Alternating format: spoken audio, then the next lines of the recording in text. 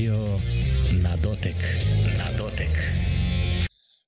Hello, everybody. Today we continue the informational digest from Zaporizhia, Ukraine. And today we have a special guest from Canada. His name is Valery.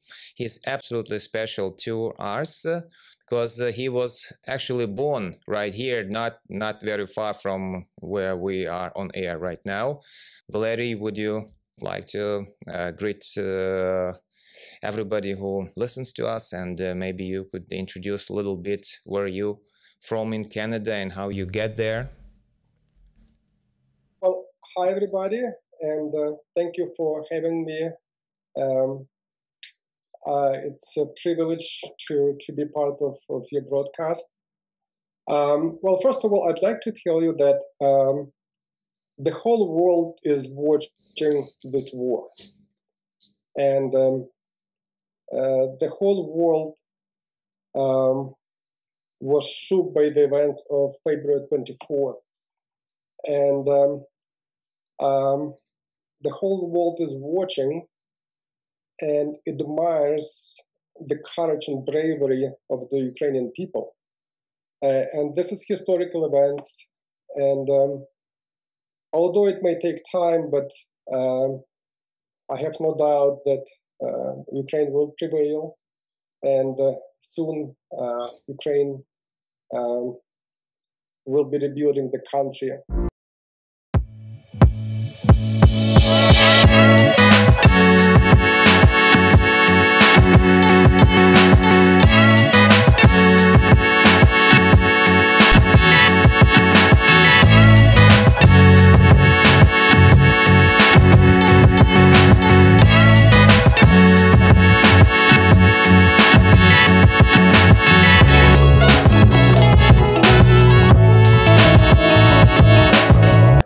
That they get tired with helping Ukraine. What do you feel there in Canada? Are your countrymen getting tired?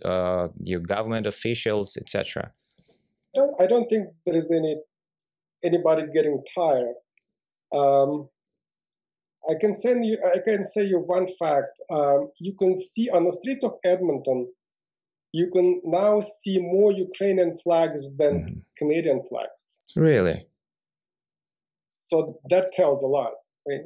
This is the first time you can see the flag of different country on the streets of the, not only Edmonton, but also all around the country. You can drive through the Edmonton or through other cities, and you will see a lot of Ukrainian flags, even on the countryside. Okay, so that's a sure message that Canada, at least Canada, is far from being tired. Do you yourself can also tell about the following thing? How about your economy? Because what we keep hearing from different experts, international experts, that even if the average people in the countries that support us, even if they still feel empathy, etc., but the economically, the governments will be unable to continue to keep up with helping Ukraine. What is your focus on that, and how do you see the situation in the world, even when it comes to high inflation that hit many of the developed countries? Is that worrisome? Well, if we're talking about help to Ukraine,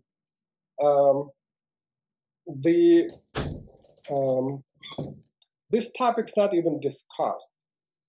People not discussing if it's hard to do or not hard to do, because, well, first of all, everybody understands that we have to do it. Second, nobody takes into account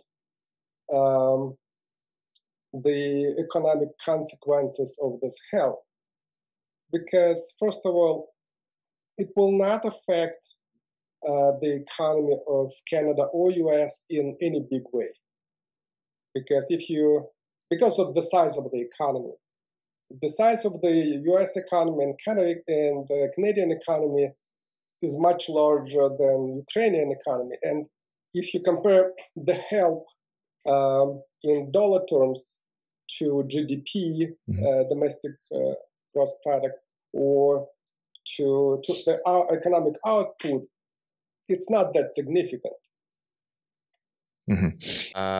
We already discussed, and believe me, it is absolutely special. It lifts up our spirits in Ukraine, knowing that Canada stands at our side and is very faithful. Actually, I mean, it is very special to feel not abandoned during this difficult time and the challenge for Ukrainians. Also, we do see that Canada delivering a lot of military relief, which is also absolutely important for our country. And Canada was doing that even before, training, etc. But I mean, it is increased. The help coming from Canada has increased. Now, do you see anything else what Canadian-Ukrainian cooperation, how that can benefit Ukraine, and specifically maybe in the economic field, because I think this is where your major background is? So, well, after the war, the whole world will be helping Ukraine to rebuild. Everybody will fight for the privilege to rebuild Ukraine. And Canada has, it's a resource-rich country. It has not only energy, but also agriculture, minerals, and lumber. So there are a lot of resources in Canada. And so what governments should do, the governments should support the private initiative in rebuilding the Ukraine, because it should not only, it could be guided by the governments, but the private initiative is quite important. And if the governments will not restrict private initiative in rebuilding and investing in the future Ukraine, that would give it the additional boost. Do you follow the news from Belarus? I think so. Okay. What would you suggest? Is it still possible for international efforts to stop Belarus, at least from more active participation in the war, and hopefully even to stop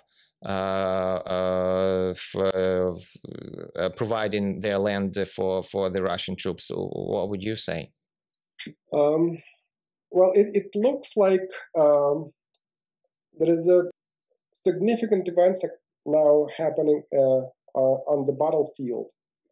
And first of all, I don't think Lukashenko will be involved in the war more actively than he is now. But at the same time, the more Ukraine prevail on the battlefield, the less appetite will Lukashenko have for participating in the war. I don't think we will wait long until we'll see significant portions of the Ukrainian territory freed from the occupation. I don't think it will wait long until we'll see the total victory of Ukraine. That will put the regime of Putin under the question. You know, there is a big chance that the regime will collapse. How about Lukashenko? And if the Russian regime will collapse, and I think it's a matter of time, then I don't think the Lukashenko will stay in power for long after that. Because first of all, there will be no economic support for Belarus, because Lukashenko was able to stay in power because of the economic support of Russia. And secondly, there will be no political support, and Lukashenko will be in isolation. He will try to get out of the situation, but there is a big chance that Lukashenko regime will crumble as well. But only after Putin's regime falls, Correct, right? Okay. And my last question to you: do you yourself see the opportunity, or do you have any desire to be involved in rebuilding of new Ukraine after the victory? To be part of the rebuilding of Ukraine, it's not only exciting, but also profitable. But I don't want to think about profits or exciting time until the war ends, because now we have to focus on the current events. We have to win this war, and after that we'll be thinking about more exciting times. I understand that on the bigger level, it's good to plan the rebuilding process, but for me personally, I would postpone all this until after the war. Thank you so much. Thank you for having me. Bye.